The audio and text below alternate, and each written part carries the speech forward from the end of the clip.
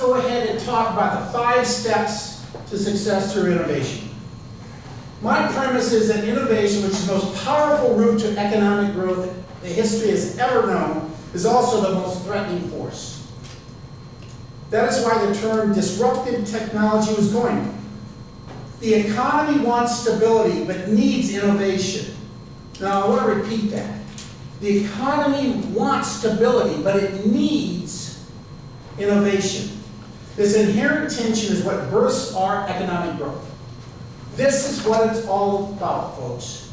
How do we have innovation, but respect stability? How do we have change, but respect the incumbent?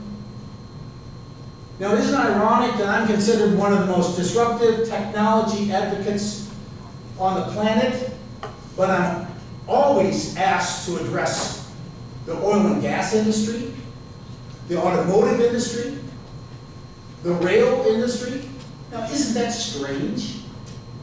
Because I basically exude this. We're all in this together, folks. We're all in this together. The incumbent and the innovator. The incumbent and the innovator are one. And I want to get too Buddhist on you, but they're of the same ilk. They need each other. Stability and innovation need each other. My premise is that we understand an inherent tension between innovation and stability. If we understand it, we can have both. We can have stability and innovation. If we continue to believe this mousetrap lie, we'll fail to innovate as fast as we need to. There's just no way. It's our biggest obstacle, is that we got to kill the idea of a better mousetrap. It just is not true. So, step 1, we need to clearly understand the need for a solution. Your understanding of the problem and need is to find that opportunity. And I know enough about your groups that you are finding the opportunity through understanding the need for the solution. Good ideas do not carry the day. Good ideas are nothing more than good ideas. There are a million of them. And I'll tell you, I've had engineers and innovators and designers, threaten to hurt me and throw me out windows, and because I say this so strongly. The idea is just the first step in a 1,000-mile journey. Luckily, the group I worked with understood that. I said, please, don't hit these first pitfalls because it'll frustrate you and deplete your energy level, and we all have only so much energy. So learn from others and not do cold calls. Do not do these kind of strategies because it'll just zap your energy level. It'll kill you. They'll outlast you. That's all the incumbents need to do is outlast you. And if you've got a whole $50 in the bank and you're working 2 jobs, it won't take much. You could have a cure for cancer. It won't take much. They'll outlast you. The solution that you present, either in a service or product, must be quantifiable. Now, I love working with the financial analysis department here at the University of Iowa Tippy School of Business because they're the best in the world at this. They'll take anything and quantify it. And that's what I need. I need numbers. Numbers are the universal language of business. If I can show somebody in Panama that they can save or make more money than any other way that they can think of, I'm a hero. I learned a long time ago that I don't rely on ethical and moral arguments. They don't hold a whole lot of water. In any country, in any language. I address environmental groups, they don't like me too much, even though I'm probably the most effective environmental advocate on the planet. But they don't like me because of what I say. You can't quantify what you're saying. You got to quantify this. And that's not that it's worth saving the planet. 1 diesel engine from Cummins. But if I can show Cummins that they can reduce the fuel consumption by 23.5%, now I'm in the door and I'm staying there. All successful pitches have to be made under 3 minutes. That's why I love when we do the elevator pitch stuff. Give me 3 minutes to understand. And I want to bring somebody in from 7th grade and they're going to understand it. You've got to be able to do that.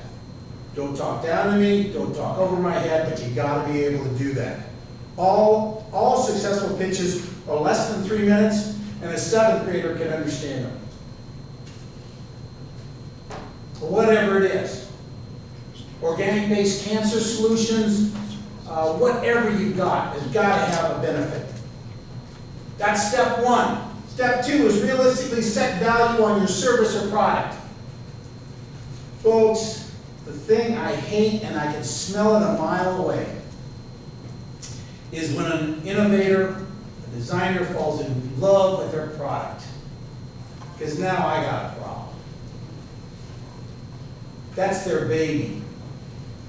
And I don't know if you've ever done this, but if you've ever told a mother or father that they've got an ugly looking baby, it doesn't turn out well.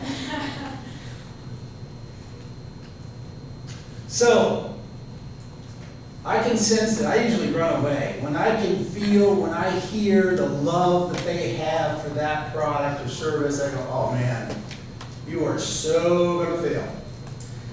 If you fail to understand this simple point, you will become very frustrated and ultimately cynical. You can be passionate about your solution, that's not a problem, but you can't afford to be emotionally involved. You cannot involve. I am basically a pimp.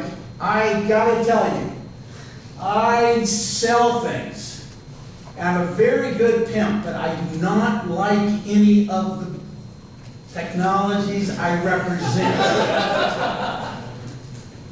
I don't fall in love. I don't propose marriage. I'm just a pimp. And I like it that way. I can sleep better at night. I can get things done. Your solution will be rejected, misunderstood, criticized, condemned. You'll have to realize that the attacks on your solution are not attacks on your personality. Just the way it is. Most bitter people in the world are innovators. I had to talk somebody down from a ledge this week. Not realistically, but he's probably the best innovator on the planet, I think. He's put together the rockets that are shooting supplies to the space station now. He's just an absolute genius, and he's got a design for completely capturing in a scrub technology all carbon, 85% of the carbon release on an internal combustion engine. That's big. Why did I have to talk him off a ledge? Because he didn't want to have to go out and fight the internal combustion companies and the oil and gas companies and such. One more time. All the lawsuits and innuendos and the rumors, and cost him 3 marriages already. It was a tough talking off a ledge. I won't tell you how it came out. You'll read about it in about 2 years. But it was tough. But I think I was successful. I think he's going to give it one more tour. We'll see. Realistically, setting the value of your service, the process of setting a value on your solution has to go through a standard quantification or financial analysis process. You got to leave that room. I do a whole lecture on shooting the engineer. When do you shoot the engineer? As soon as you've got a financial projection and a stable list of materials for building this sucker. I don't want any more improvements. I'll take it to market now. If it has value, it's got value now. Yeah, but we can tweak it. I don't want to tweak. Give it to me. Go on a year vacation somewhere. Come back when you're done. That's hard to let go because it's their baby. This is the common language for global business, financial analysis. You can't afford not to play by these rules. You have to. If you're going to win, you think you're going to win by a moral or ethical argument, good luck. Go into ministry. Do sermons. This isn't going to work here. The price of your solution will be a dispassionate assessment of the value that it brings. That value could be reduced air emissions, it could be increased fuel efficiency, it could be cure for cancer. But you've got to prove it. Testing by reputable universities and test organizations. Assess the incumbent threat or opportunity. You've got to get this down, folks. This is the most critical step of the 5 steps to success through innovation.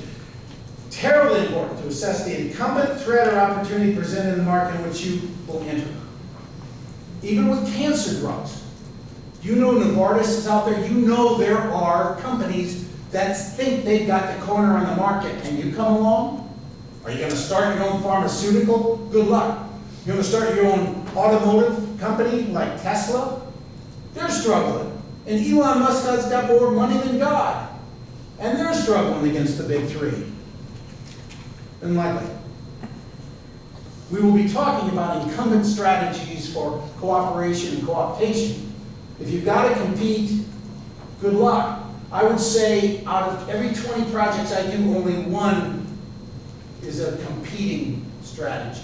And those are the hardest. I got to spend so much more time on those. And I'll tell you how to do it here in a little bit. There's nothing new under the sun. A solution like yours has to be presented for the first time, but it's been multiple times before that. You just might have it better, but someone's got a stake in you not succeeding. Someone's got a stake in it, and they'll find you out. You know, 40% of the intelligence budgets in corporations are to find out threats. I was paid for several years to be a torpedo. You know what a torpedo is? Yeah, that's it. I would find out information on the dirtier side of a competition and hand it over. I'd never pull the trigger, but that company always failed. Business espionage, whatever you want to call it. They'll find out, even if you're small, mid-sized, or whatever, they will get you if you're a threat. And you have not worked out a co-optation or competitive strategy. There are people or businesses that will lose if you succeed. It's critical. Assess the incumbent threat or opportunity. Carefully explore who those entities are and how they can be defeated or worked with. Should probably be the other way around. Should work with or defeated. One of the two. Because that's your only choice, folks. If possible, collaborate with the incumbent already in the market. You'll be getting a portion of your revenues and profits. They will be getting a portion of your revenues and profits. But you'll make a success probability much greater. Much greater. When we developed a way to introduce hydrogen into a combustion chamber in a diesel engine, we tested it. We tested it at universities. We tested it with PepsiCo. Got 15% reduction in fuel consumption, and then we ran as fast as we could to Detroit Diesel and Cummins. Just that simple. And they were grateful for us to do that. Going it alone can get a bigger percentage of nothing at all and a lot of headaches. Not that I'm a lobbyist for co-optation and collaboration, but I'm telling you, know what you're getting into if you're going to go it alone. If you decide to take on the incumbent, it's critical to determine exactly what their strength and their mode of operation is. If they are underhanded, find out. And the word will get around. You don't mess with certain companies. Because if you do, bad things happen to you. That word's out. They'll libel you, they'll slander you, they'll make sure that you're discredited. All of a sudden you're having trouble with your bank and your investors. Not good. If you have deep pockets and strong legal, if they have deep pockets and strong legal representation, you have to find a deeper pocket and stronger legal representation partner. You got to have a partner who can fight fire with fire. So if I'm going up against Cummins, I want to have Caterpillar on my side. It's just that simple. If I'm going up against Ford, I want General Motors on my side. And you can do that. You can do that.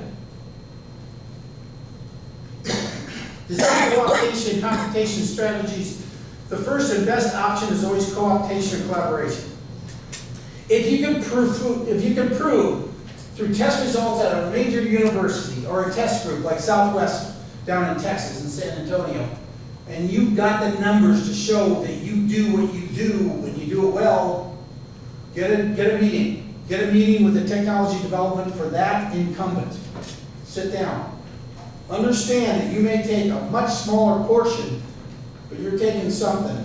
And now all of your marketing's in place, all of your R&D's in place, all of your assembly's in place. We're just going through a situation now where hydrogen hybrid on trucks did not have an assembly plant, did not have warranty, service, financing. We had to set all that up for it. But the same technology for stationary generators, heavy fuel oil generators, they had all that for the bigger units. Oh, was that a cakewalk? There's a lot of those stationary generators around the world, and they produce a lot of carbon.